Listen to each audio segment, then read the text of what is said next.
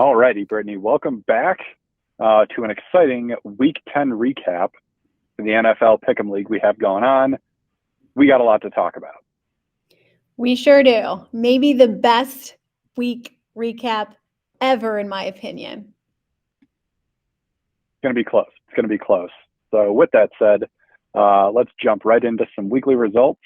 And for Week 10, we did have a solo team at the top of the rankings. They did not need a tiebreaker, and that was Fact It with 9 correct picks.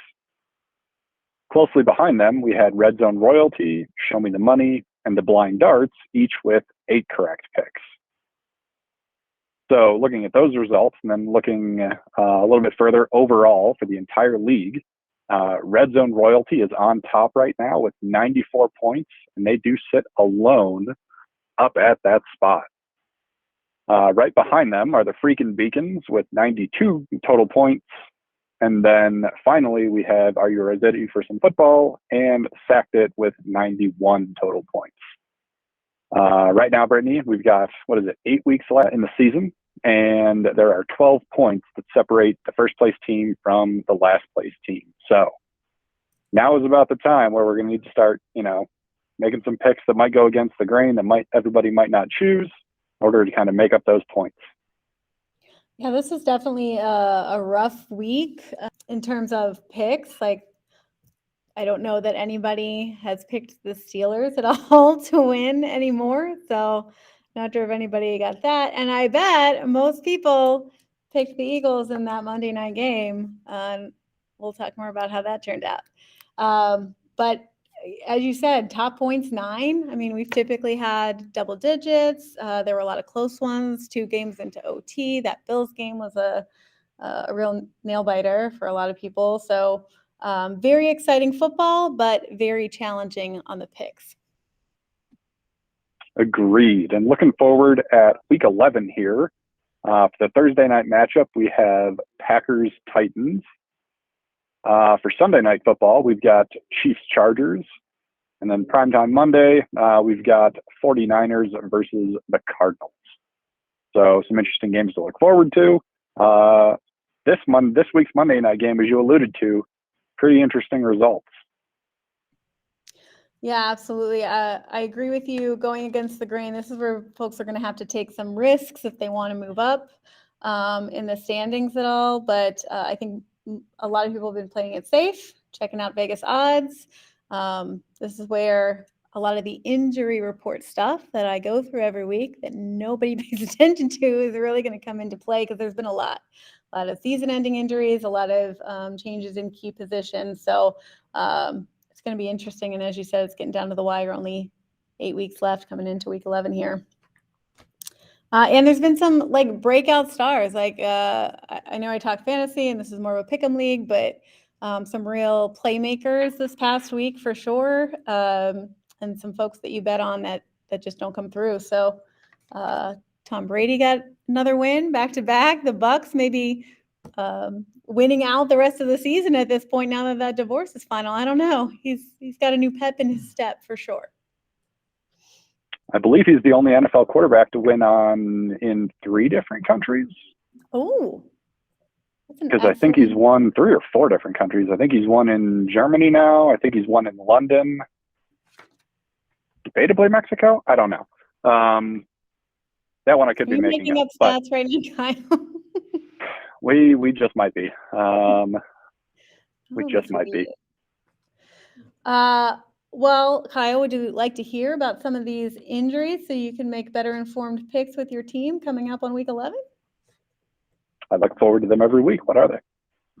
Well, first off, this is pretty much Christmas came early for me, as I stated. Steelers win. Eagles finally get that loss. So on the injury report this week, first up, I would say there is Tom Volpini's ego is on the injury report this week after that Eagles loss. But also with the Eagles, the tight end, Dallas Goedert. It's going to miss some extended time with a shoulder injury there.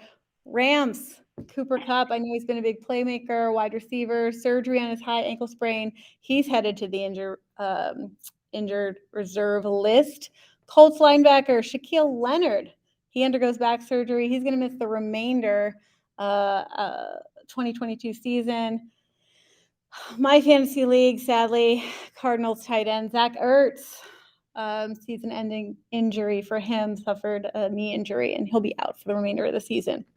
A couple folks coming back in that might be some playmakers. So Browns QB, if you remember, Deshaun Watson had that 11-game suspension, and he is nearing the end of that, so he was cleared to practice on Monday.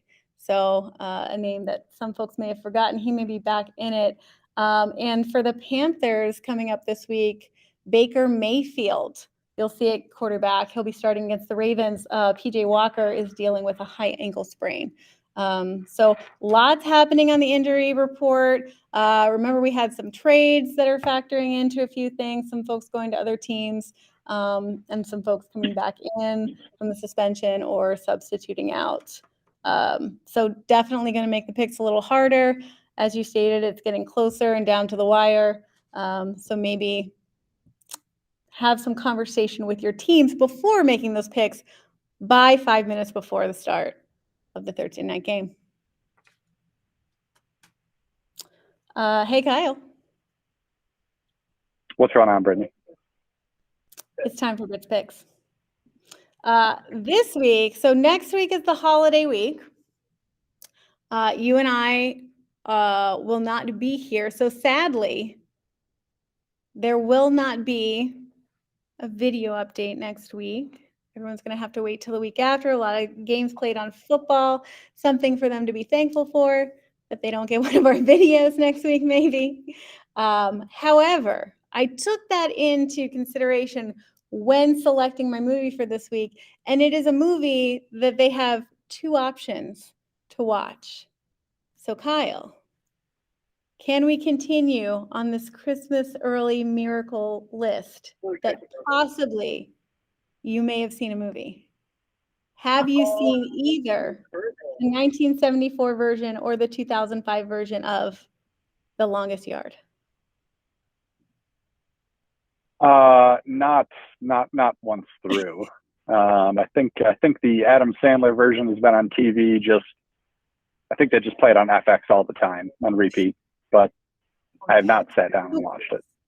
So close, Kyle. Again, we are nearing the end of the season, so you have like 8 more weeks to have seen a movie. One of them is going to come through, but not this one. Let me ask you this though: is the original Burt Reynolds? Who's in the original? Yes. Well, actually, fun fact: Burt Reynolds is in both versions. Both versions starring Burt Reynolds, but in different capacities. So he was the Adam Sandler character in the first one. He's the coach in the second one. So The Longest Yard, basically a big-time football player, breaks up with his girlfriend in large fashion and has a run-in with the police, ends up in prison. And the prisoners get the game together. The prisoners make a bet, and they play a football game against the guards. So originally, back in the 70s, Burt Reynolds led the cast there. Adam Sandler comes in with an all-star cast. I think Chris Rock, Terry Crews, Nelly. If you wanted to see a movie with Nelly, there you go. Joey Diaz, a comedian. So there's a bunch going on in the 2005 version with an updated cast. But watch them both, compare. You've got plenty of time while resting on the couch full of turkey between games. I recommend The Longest Yard, either version. Double the Burt Reynolds. What's more to be thankful for than that? Nothing that I could think of, Brittany. Nothing that I can think of. As I stated, Kyle, so we're taking a turkey break next week. We will be back with the folks, Wednesday in December sometime. Talk to everyone then. And that's 2 weeks of potential movement on the Dish Picks League. But hopefully everybody remembers to get those picks in. And we'll have to look Thanksgiving week. Anything different with the schedule? So for Thursday, the week of Thanksgiving, the Thursday game starts at 10:30 a.m. MST. So picks next week during the week of Thanksgiving are due by 10:30 a.m. that Thursday. That's when the games kick off. I don't think a lot of folks will be meeting that morning to get their picks in during their Thanksgiving holiday. So definitely recommend putting a placeholder there. Work with your teams, check on PTO. But I would recommend getting them in by Wednesday, end of day, to be on the safe side. Because we have been undefeated with our picks. Everybody's picked every week thus far, right? This is high potential for possibly losing that streak, and we don't want to do that. That is true. We have not missed yet, and it would be a fairly catastrophic miss at this point in the season. Tragic. So again, just a reminder, there will be no commissioner update video next week. But as always, Brittany, get your picks in on time, and of course, make good choices.